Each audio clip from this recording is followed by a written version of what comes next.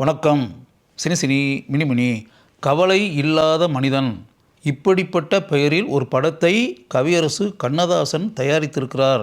கவலை இல்லாத மனிதன் என்ற பெயரில் ஒரு படத்தை ஆரம்பித்து விட்டு அவர் எந்த அளவிற்கு கவலையில் மூழ்கிய மனிதனாக ஆனார் அப்படின்றது இருக்கு இல்லையா, அதை அவர் எழுதிய ஒரு புத்தகத்தில் நான் வாசித்த போது அதற்கு பின்னால் எப்படிப்பட்ட கவலை அளிக்கக்கூடிய சம்பவங்கள் கண்ணதாசனுடைய வாழ்க்கையில் நடைபெற்றிருக்கின்றன என்பதை நான் உணர்ந்தேன். அப்படி நான் உணர்ந்த இந்த விஷயங்கள் உங்களுக்கு கட்டாயம் தெரிவிக்கப்பட வேண்டிய விஷயங்கள் என்று எனக்கு பட்டதால் அவற்றை இங்கு நான் கூறுகிறேன். கவலை இல்லாத மனிதன் திரைப்படத்தில் கதாநாயகனாக ஒப்பந்தம் செய்யப்பட்டவர் ஜே.பி. சந்திரபாபு. அந்த காலகட்டத்தில் நடிகர் திலகம் சிவாஜி கணேசன் கண்ணதாசனுக்கு மிகவும் நெருங்கிய நண்பராக இருந்தார். கண்ணதாசன் படத்தை தயாரிப்பதாக இருந்தால் சிவாஜி கேல்ஷீட் கொடுத்து நடிப்பதற்கு தயாராக இருந்தார். அந்த திரைப்படத்தை ஏ. பீம்சிங் இயக்குவதற்கு தயாராக இருந்தார். கண்ணதாசனே சொல்கிறாரு, சிவாஜியினுடைய மதிப்பு அப்போது பட உலகில் என்ன என்பது எனக்கு தெரியும், எனக்கு மட்டுமல்ல அனைவருக்குமே தெரியும். அந்த திரைப்படத்தை ஏ. பீம்சிங் இயக்குகிறார் என்றால் அதற்கு எப்படிப்பட்ட மதிப்பு இருக்கிறது என்பதும் அனைவருக்கும் தெரியும். நடிகர் திலகம் சிவாஜி கணேசன் நடிக்க ஏ. பீம்சிங் டைரக்ஷன் அப்படின்னா ஹேட்ரிக் வெற்றி என்று ஆரம்பத்திலேயே கூறிவிடலாம். அந்த அளவிற்கு சக்சஸ்ஃபுல் காம்பினேஷன் சிவாஜி அண்ட் ஏ. பீம்சிங் என்பது. எனினும் அவர்கள் இருவருமே கண்ணதாசனுக்கு பணியாற்றுவதற்கு தயாராக இருந்தாலும் கண்ணதாசன் அந்த எண்ணத்தை ஒரு பக்கம் ஒதுக்கி வைத்துவிட்டு சந்திரபாபுவை கதாநாயகனாக வைத்து கவலையில்லாத மனிதன் என்ற திரைப்படத்தை ஆரம்பித்தார்.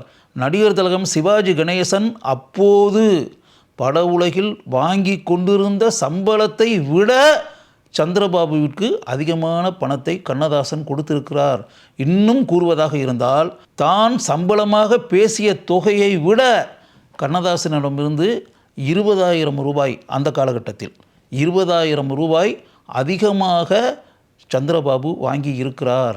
எனினும் சந்திரபாபு அந்த திரைப்படத்தில் நடிப்பதற்காக சரியாக வராமல் இழுத்தடித்து அந்த படம் பெரிய அளவில் பாதிக்கப்பட்டிருக்கிறது.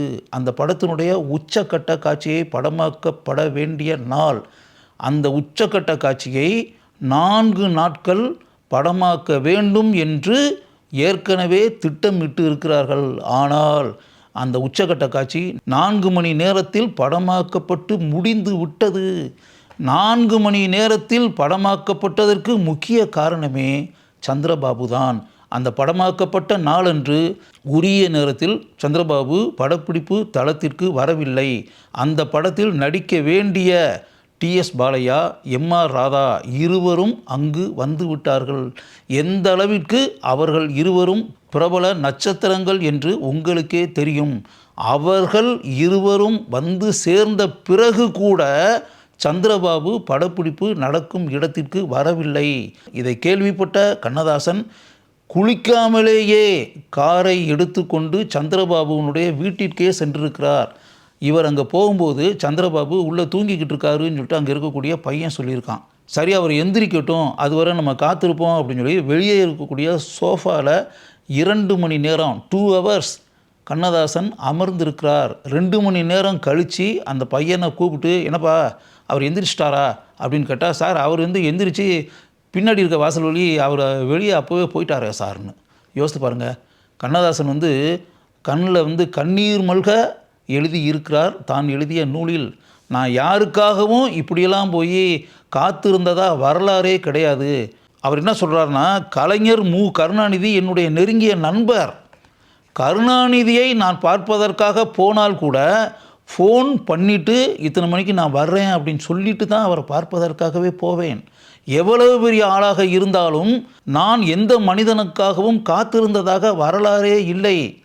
எனினும் என்னுடைய சொந்த படம் அப்படின்றதுனாலையும் எம்.ஆர். ராதா, டி.எஸ். பாலையாலாம் அங்கே காத்திருக்காங்க அப்படின்றதுனாலையும் என்னுடைய ப்ரெஸ்டீஜ் இதெல்லாம் மறந்துட்டு என்னுடைய தன்மானத்தை கூட பெருசாக நினைக்காம 2 மணி நேரம் ஜேபி சந்திரபாபுனுடைய வீட்டில் போய் சோஃபாவில் உட்காந்து காத்திருந்து அப்படின்ற காரியத்தை நான் செய்தேன்.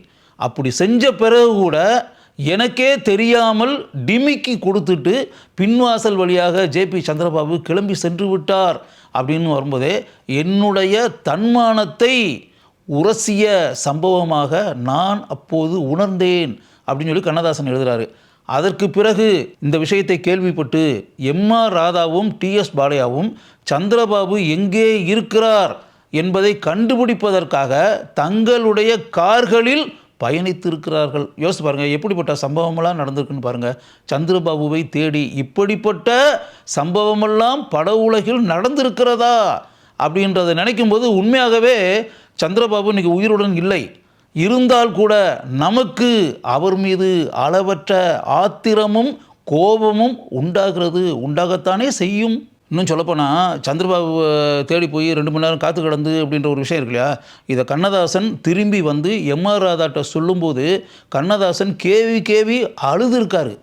இவருடைய கண்ணீரை எம்.ஆர். ராதா துடைத்திருக்கிறார். உண்மையாகவே இப்படிப்பட்ட ஒரு சம்பவம் நடைபெற்றிருக்கிறது. கண்ணதாசன் என்ன சொல்கிறாரு அப்படின்னா, சந்திரபாபு அளப்பரிய திறமைகள் கொண்ட ஒரு நடிகர் அப்படின்லாம் சொல்லவே முடியாது. ஆனால் அவருக்கு ஆணவம் அதிகம். ஆணவம் அதிகமாக கொண்ட நடிகர்கள் யாராக இருந்தாலும் தாங்கள் தவறு செய்ய நேர்ந்தால் பின்னால் அவர்களுக்கு படமே எதுவும் கிடைக்காமல் படம் நமக்கு கிடைக்காதா என்று ஏங்கக்கூடிய நிலைக்கு அவர்கள் தள்ளப்படுவார்கள். அப்படிப்பட்ட அவல நிலைக்குத்தான் பின்னால் ஜேபி சந்திரபாபு தள்ளப்பட்டார். அப்படி தள்ளப்பட்டதற்கு காரணம் அவரிடம் குடிகொண்டிருந்த அந்த ஆணவ குணம்தான் அப்படின்னு சொல்லிட்டு கண்ணதாசன் தான் எழுதிய நூலில் சொல்கிறார். கண்ணதாசன் தன்னுடைய வாழ்க்கை பயணத்தில் எத்தனை மனிதர்களை சந்தித்திருப்பார், எத்தனை அனுபவங்களை அவர் பெற்றிருப்பார். பல ஆழமான அனுபவங்களை பெற்றிருக்கக்கூடிய கண்ணதாசனே மனம் நொந்து சந்திரபாபுவை பற்றி இப்படி எழுதி இருக்கிறார் என்றால் எந்த அளவிற்கு அவர் வேதனையின் உச்சிக்கே சென்றிருப்பார் என்பதை நீங்களே உணர்ந்து கொள்ளலாம். சந்திரபாபுவை பற்றி அவர் எழுதிட்டு வரும்போது அவர் என்ன சொல்கிறார் அப்படின்னா, படத்திற்கு நான் கவலை இல்லாத மனிதன் என்று எப்போ பேர் வச்சனோ அந்த பேர் வச்சதே கூட ஒரு காரணமாக இருக்கலாம். கடவுள் என்னை பலமாக தண்டித்து விட்டார். என்னடா படத்துக்கு போய் கவலை இல்லாத மனிதன்னு பேர் வச்சுருக்க, ஏண்டா கவலை இல்லாத மனிதனும் இந்த உலகத்தில் இருக்கானா என்பதை நான் உணர வேண்டும் என்பதற்காகவே கடவுள் இப்படிப்பட்ட தண்டனையை எனக்கு சந்திரபாபுவின் மூலம் கொடுத்து மிகப்பெரிய உண்மையை புகட்டி விட்டார் அப்படின்னு சொல்லிட்டு கண்ணதாசன் தனக்கே உரிய நகைச்சுவை உணர்வுடன் தான் எழுதிய நூலில் இந்த சம்பவங்களை கூறியிருக்கிறார். என் மனதில் ஆழமான இடத்தை பிடித்த இந்த சம்பவங்கள் உங்களுக்கு பாடமாக இருக்கும் என்பதால் இவற்றை நான் இங்கு வெளியிடுகிறேன்.